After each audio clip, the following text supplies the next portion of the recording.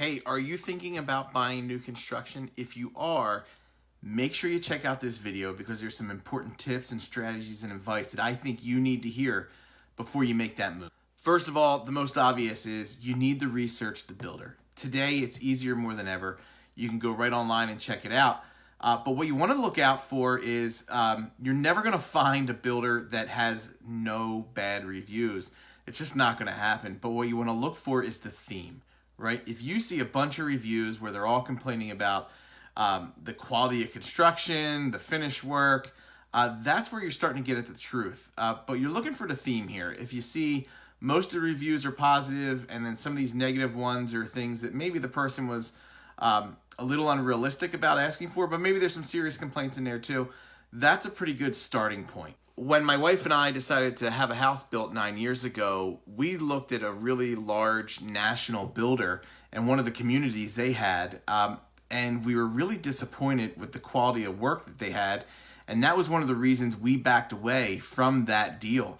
Was we walked through one of those houses and it just looked terrible inside.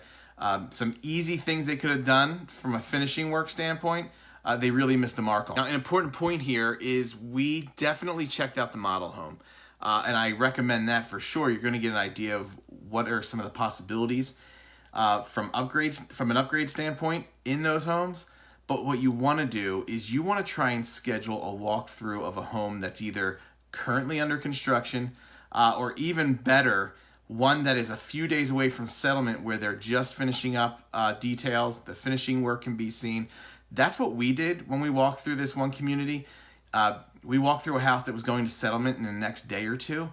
And when we walked in and saw the trim work and the flooring and just how poorly it was done, that really sealed the deal for us that wasn't the right place for us. One of the things I'm really glad we did, and you should do too, is as you drive through these communities, people are out, stop, ask them, hey, how do you like the neighborhood? How do you like the homes? If there was something you could have done differently, what would you do? That's a great place to get some insight into adjustments or changes you can make in the home. But it's also a great way to get a feel for how responsive the builder is to service issues later after the transaction's done. You know, we really picked a great builder and we're really happy with the decision. One of the reasons is not only did they help us with service issues for that year that they're supposed to, but in the past 9 years, I've called for help. I've asked them to look at things. I've asked for their thoughts or what vendors they used, anything. And they've offered to go above and beyond. So a good builder is critical to getting a great home. When you speak to people in the neighborhoods, ask them, if you could build the home again, what things would you do differently? This is a great way to learn some insight. Things that you might not have thought of through the planning process, but would have if you had already lived in a home like that. This is stuff you can get from people already there. Don't just ask people in that community. Once you've decided to build a home, ask anybody who's had a house built. What are things you would have done differently? What mistakes if you think you made by not having certain things done? This is a great way. Start compiling that list. It'll put ideas in your head of things to ask for. It's a really great way to get the house. Even though you might have a couple models to pick from, you can still customize in that home at little or no cost and really maximize the space. We did this nonstop through the process. We went through the community and asked people what they would have done differently with their house or what they liked most about the features that they had. We went and asked people who had been through this process who just weren't living in the same neighborhood, but had built a house before. What types of things to look out for? Or what types of changes could you make? What things did you do that you didn't realize you could do until the builder told you? We compiled a list of these things and we really took advantage of that stuff. And that we were able to do things like, houses today with these formal living rooms, no one uses that space. It either becomes a playroom for kids or just kind of a wasted space. We enclosed ours with French doors and we turned it into a home office. And that is a better use of the space than some formal living room, which nobody's really used in 50 years.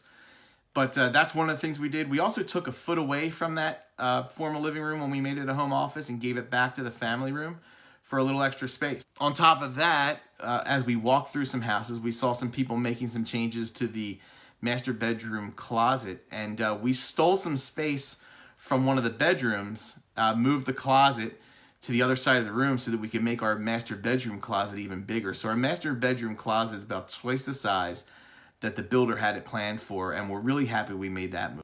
Now, here's another tip. If you're someone who eventually would like to finish your basement, whether you're turning it into a playroom, an extra family room, a home theater, whatever you're doing with that space, when you're going through the planning with your builder, make sure and ask for all the utilities to be placed in one corner or one side of that basement. That way, when you go and frame out the basement and you have, whether you're doing it or someone else is coming in to do it, your hot water heater, your HVAC, your electrical panel, it's all in one spot. You only have to box in one area, and it just opens up that basement a lot more for you. When you're considering what to do with your house, think about the lot that it's on, right? So think about how that yard is going to be. We're on a corner lot.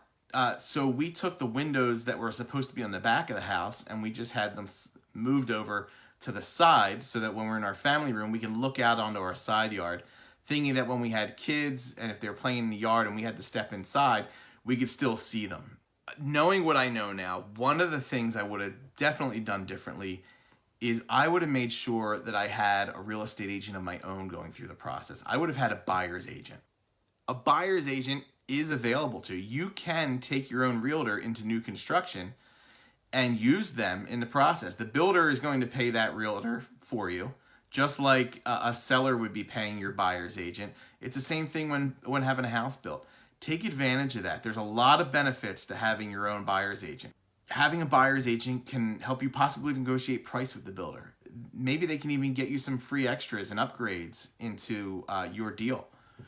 Having a buyer's agent is important. You need somebody representing you and your best interest. So having an agent that's been through the process themselves or has been through this with their clients multiple times is critically important. They're going to ask questions that you might not have thought of to ask. They're going to know how the process is going because they've been there before. They're going to know when it's going off track, and they're going to know when to push on the builder.